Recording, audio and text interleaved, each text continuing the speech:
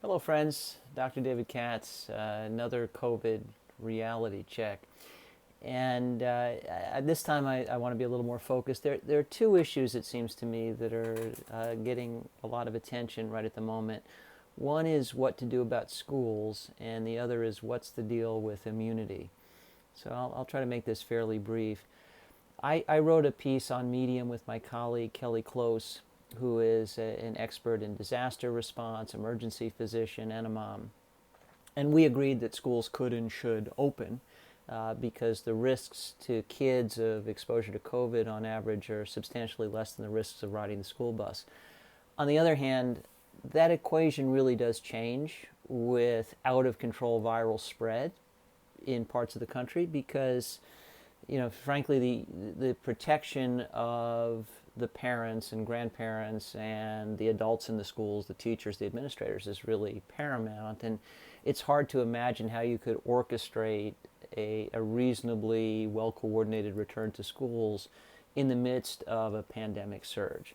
So we have badly bungled the reopening. Many parts of the country did this indiscriminately. They didn't think carefully about the risk stratified approach that should have prevailed all along. And so, essentially we have this delayed first wave around much of the country, and inevitably that is going to affect what happens in schools. So my view is that there really is, for the average child with reasonably good health, extremely low risk.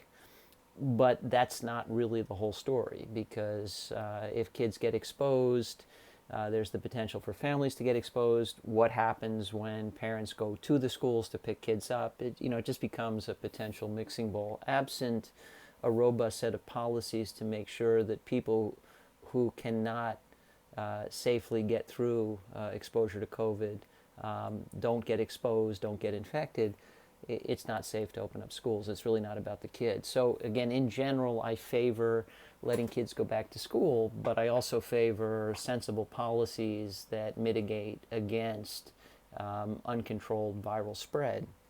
And by the way, the reasons why we have mismanaged every aspect of this pandemic to an epic degree are the product of a column I wrote recently, and I'll attach that link here.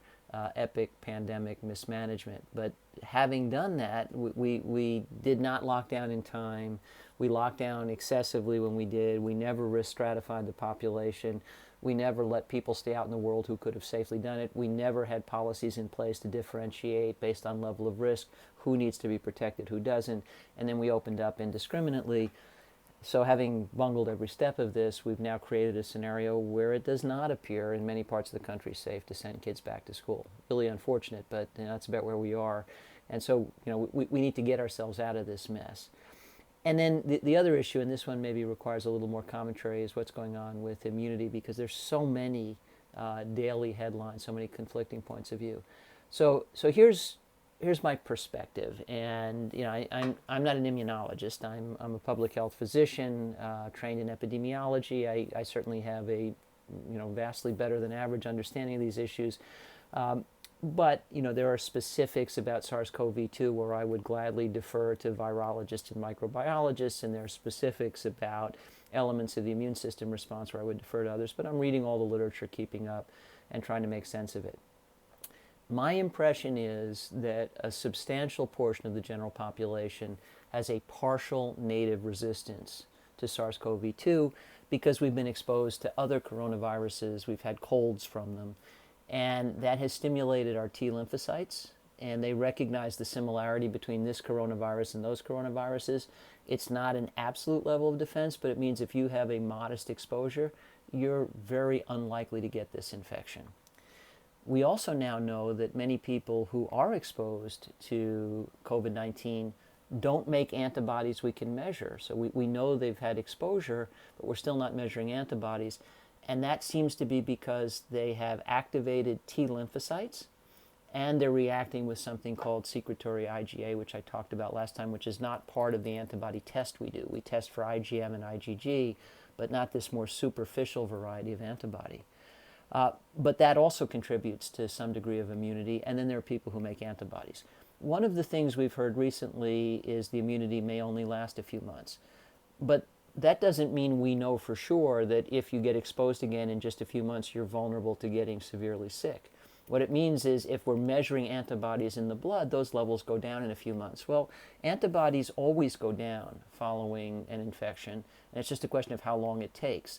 Some infections produce antibodies that last a very long time, but after 10 years or so, even a measles infection or a measles vaccine, those antibodies become undetectable, which is why we talk about boosters. Almost all infections that produce an immune response, that response wanes in time. But the memory of that exposure persists. It persists in the ability to generate disease-specific antibodies much faster the second time than the first time. And it persists in the form of long memory T lymphocytes. Some varieties of our T lymphocytes are rather like elephants. They never forget. And that's their job. They're called memory cells. And effectively it's their job to remember a prior exposure to a specific antigen, something that triggered them, and to be ready to kind of lie in wait and pounce next time. But we don't have routine tests to see, do you have T lymphocytes that recognize and will remember SARS-CoV-2? We're not measuring that. So a lot of what you're reading about waning immunity actually has nothing to do with whether or not you're likely to get sick. It's just, yeah, there are waning levels of measurable antibodies in the blood. But in all probability, after those antibody levels wane, if you're exposed, you would have a much more robust, brisker immune response than you did the first time around. And we're really not going to know the full story until people who have had SARS-CoV-2, gotten over it completely, made antibodies that were measurable and then became unmeasurable, get exposed again, and then let's see what happens. And yeah, we could worry about it. We certainly should prepare for worst case scenarios, and nothing I've ever said on the topic of this pandemic implies anything but that. Always prepare for the worst. What I don't like, though, is the tendency that we're all observing for the media to squeeze every possible drop of drama out of the situation. So, oh my God, it looks like after you get infected, immunity wanes in just a few months, and that's just drama. That's not helping you prepare. It's not helping me prepare. It's drama for the sake of drama. And by the way, and this is really important too on the topic of immunity, in general, with any infectious disease, the native infection produces a far more robust and longer lasting immune response than a vaccine. A vaccine is a lesser version of the infection. In some cases, the vaccine is a drastically lesser version of the infection. But even in the very best cases where the vaccine is a live, attenuated version of the virus, the immunity achieved with vaccination tends to be a bit less than the immunity achieved by having the infection and getting over it. So in other words, what the drama about immunity wanes in a few months implies is that we have really very little reason to expect an effective vaccine. The stories in the news don't tell you that. They just say, oh no, immunity wanes because it's dramatic, because if it bleeds, it leads. So I think we have a significant degree of partial native resistance, half the population, maybe more. And there are many reasons I think that.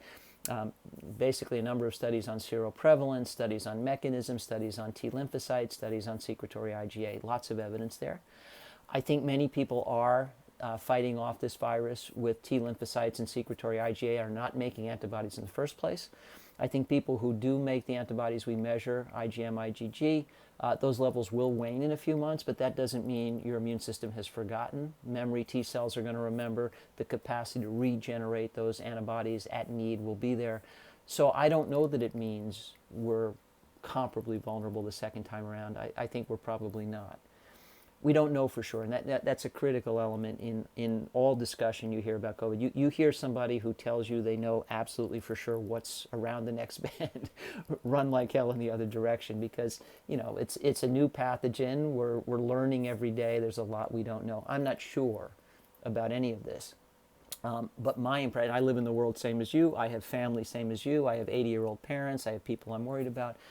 I think it would be safe for kids to go back to school once we get through uncontrolled viral transmission, which sadly is happening in many parts of the country. On the topic of immunity, I think Partial native resistance is very widespread, meaning that with fairly casual exposure, many of us are just not going to get this in the first place. I think an additional portion of the population fights this off with those kinds of exposures with T lymphocytes and antibodies we don't measure. And then finally, an additional 20% make antibodies we do measure. And yes, those levels wane in a few months. But I don't know that that means we're vulnerable to reinfection. Time will tell. We should certainly be prepared for that and have the necessary supplies and policies in place. But I don't think we should be propagating drama for the sake of drama. I think, personally, I think we're much closer to herd immunity and a reduced likelihood of a severe second wave than the media coverage would suggest. And again, to be clear, what's happening around the United States now is not a second wave anywhere.